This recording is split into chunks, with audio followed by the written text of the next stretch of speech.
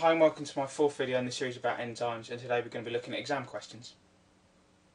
So these exam questions are taken from the Unit 1 Edexcel Biology, and so these are taken from spanning from 2009 onwards.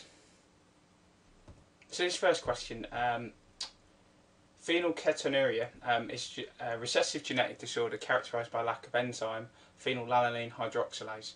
There was an excess of phenylalanine in the diet. This enzyme converts the amino acid phenylalanine into the amino acid tyrosine. The diagram below shows the structure of the R group of phenylalanine and tyrosine. The enzyme phenylalanine hydroxylase converts its substrate phenylalanine into its product tyrosine. So you go from that to that. Using the information shown in the diagram and your knowledge of the mechanism of action of enzymes suggest how the reaction takes place. Okay, so we've got one chemical here that's converted into this chemical here, and so there is an enzyme called phenylalanine hydroxylase that controls this. This is our substrate, this is our product. Okay, and so this is worth 4 marks. So the first mark is given for an interaction between the enzyme, phenylalanine hydroxylase, and phenylalanine, forming an enzyme substrate complex. So that's when it binds into, the substrate binds into the enzyme. And so it's the idea that the substrate, phenylalanine, will fit in the active site of the enzyme. The third mark references how enzymes actually work, and they work by reducing the activation energy. So mentioning that here will gain a mark. Adding the OH group, because you can see it says in the question, use the information shown in the diagram. The only real change from phenylalanine to tyrosine is this, the OH group. And so mentioning that will gain a mark. And finally, the idea that tyrosine is then released from the active site.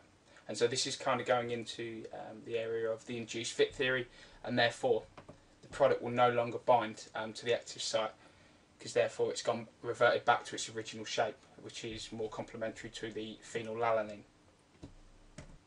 So this next question, enzyme, messenger RNA or mRNA, and transfer RNA or tRNA are involved in the synthesis of proteins. The diagram below represents the structure of an enzyme. Each circle represents an amino acid.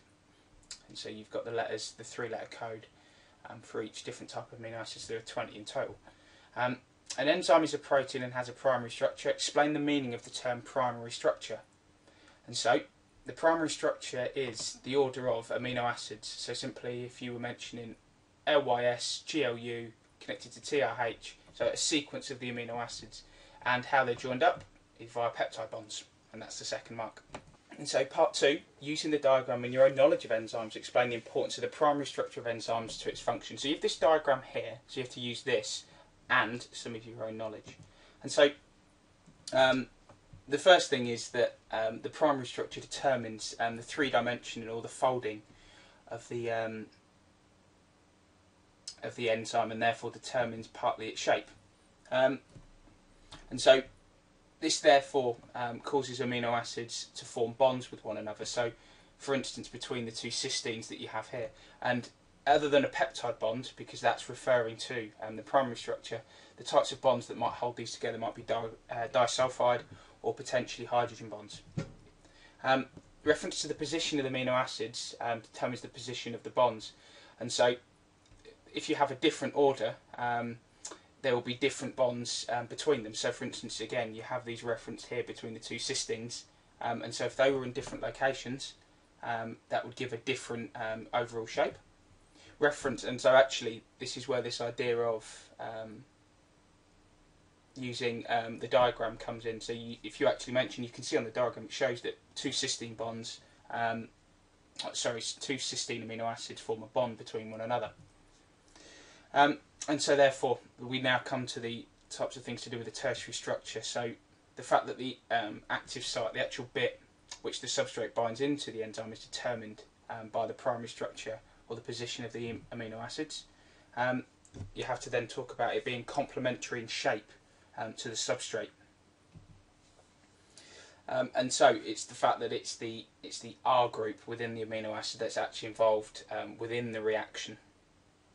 is also another mark. Referring to the fact that this is a reasonably short protein, so reasonably short in terms of most of the proteins, so we're looking at the best part of maybe 100 here amino acids, whereas most of the proteins are much longer than this, and therefore the next mark could possibly be saying the fact that most enzymes would have a much longer primary structure and be made of many more amino acids. And finally, that the polar R groups are facing outwards. If I was looking at this question, however, there are certain points at this that I would expect to come up in numerous different types of questions. So, for instance, definitely point 1, so the primary structure involving how essentially how the protein and the enzyme will fold in on itself. That's one. Mentioning the fact that there are hydrogen bonds holding those together, I would definitely expect to come up in numerous types of questions. Then talking more about the active site and the fact that that's a complementary shape. Those types of things are very common in these types of questions. So if I was referring to 5 key points that I think would come up in several, maybe point 1, point 2, point 3, point 5, and then point 6. The fact is, the question mentions using the diagram, so there's lots of things on here that you can mention. The fact that it's quite a short primary structure, there's not too many amino acids, and the fact specifically between the cysteine molecules, cysteine amino acids, having a bond between them. If you join me for the next video, I'll be looking at some more exam questions.